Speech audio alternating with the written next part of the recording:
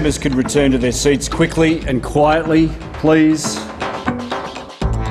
This bill, as amended, has been agreed to. I think the ayes have it. At 4:46 this morning, the House of Representatives passed the Morrison government's contentious religious discrimination bill. This flag. But not after many emotional, sometimes bitter twists and turns. I can honestly say that this has been one of the most difficult weeks of my time in Parliament. Freedom of religion includes the freedom to maintain their opinions in matters of religion.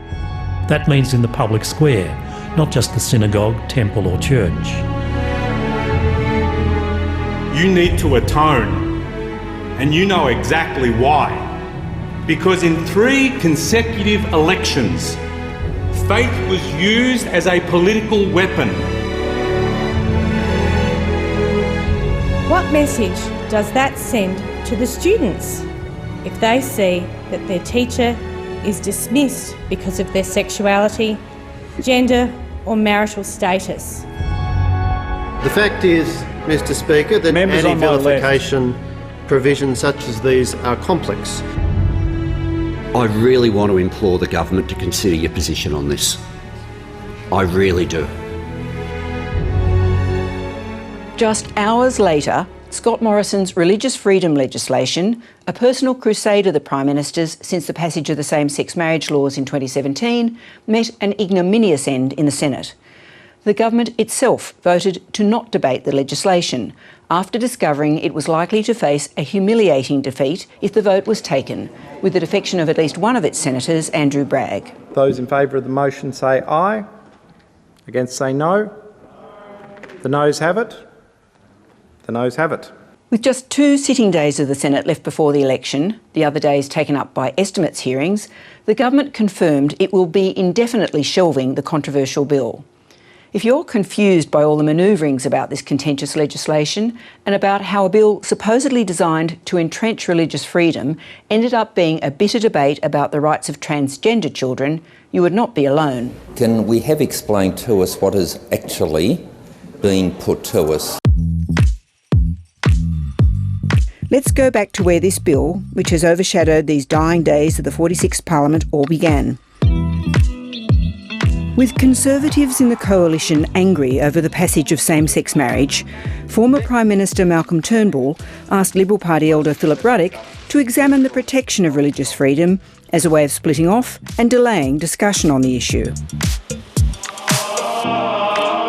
Bakers and florists and all that sort of stuff. What do you say to them this morning? A new Prime Minister promised a religious freedom bill before the 2019 election.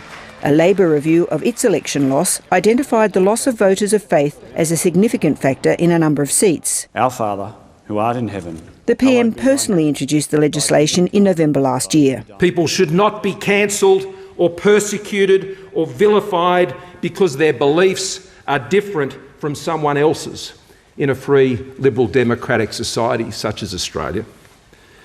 The whole point of faith, Mr Speaker, is choice. It is the action of free will. But what became a particularly bitter discussion when the legislation came to be debated this week was a decision to not protect the rights of transgender school students or of gay teachers. Whilst I'm very pleased to see that there would be an amendment to protect gay students, I'm horrified to see that it doesn't extend to children who identify as transgender. More than horrified, I'm utterly distressed by this exclusion, so I can't begin to think how the children themselves or their parents feel. If a young kid has the courage to be themselves and own their identity, the very least that we can do, the very least, is say, welcome, we love you and we respect you, and you're okay just the way you are. There were in fact 2 crucial pieces of legislation under consideration: the Religious Discrimination Bill and amendments to sex discrimination legislation. In the early dawn hours, 5 Liberals crossed the floor to back associated amendments to the Sex Discrimination Act by independent MP Rebecca Sharkey to abolish the right of religious schools to discriminate against gay and transgender students. Having had its amendments defeated, the government then sought to vote against its own bill going to the Senate. but it was again defeated. It has been a series of utterly humiliating parliamentary defeats for a Prime Minister who appealed to his party room on Tuesday to back him on legislation he said was a central election pledge. "I'm going to lead, and I'm asking you once again to follow me to an election victory," he said. Very few people have completely noble motives in the debate that has taken place this week. The targeting of transgender children and gay teachers in the government's legislation was perceived as a deliberate wedge for Labor. Unfortunately, it blew up in the PM's face when some of his own backbenchers voted against the bill. But the reality is that some, not all of these MPs, would also have been under even more threat if they had backed the legislation. Labor was not prepared to upset faith communities by opposing the legislation. The Prime Minister recently dismissed the idea that he wanted to leave a legacy. He will now certainly not leave one in an area close to his heart. Just a bitter taste. Higher taxes. Something that apparently happened in 1991. He can dish it out, but he can't take it, Mr. Speaker. And in one of the last question times of the current Parliament, an increasingly desperate government further ramped up its scare campaign against Labor, claiming they were supporters of criminals and the preferred winners of the looming election campaign in the eyes of the Chinese Communist Party. And it is only February 10. Laura, as we just heard, it's been a difficult week for the government getting legislation through. Are we in losing control of the Parliament territory?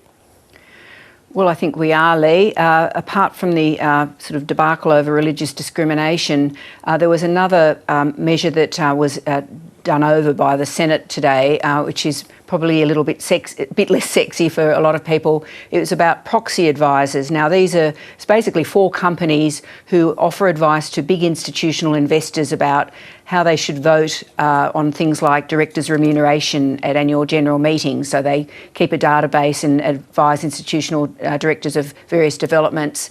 Now, Josh Frydenberg announced that just before Christmas, when nobody was really paying attention, that he was going to move to sort of make their life a lot more difficult via regulation, and the Senate overturned that today. So once again, a really humiliating defeat for the government. And if it had actually any other legislation, it would probably be facing more defeats, but it doesn't.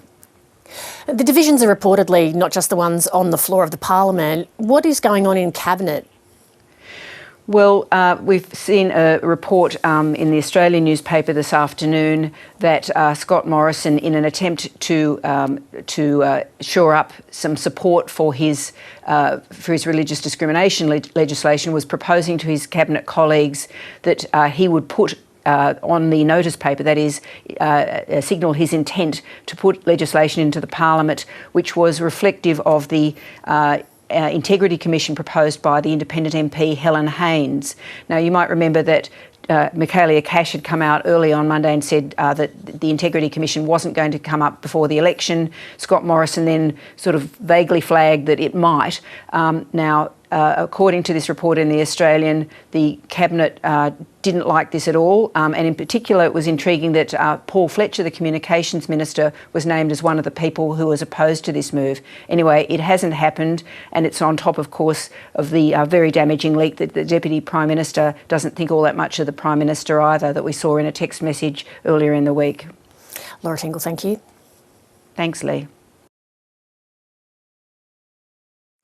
Hi, I'm Lee Sales. Thanks for watching this story. If you'd like to watch more of 7:30's stories, they are on the left of your screen. And tap on the button below to subscribe and get the latest from ABC News.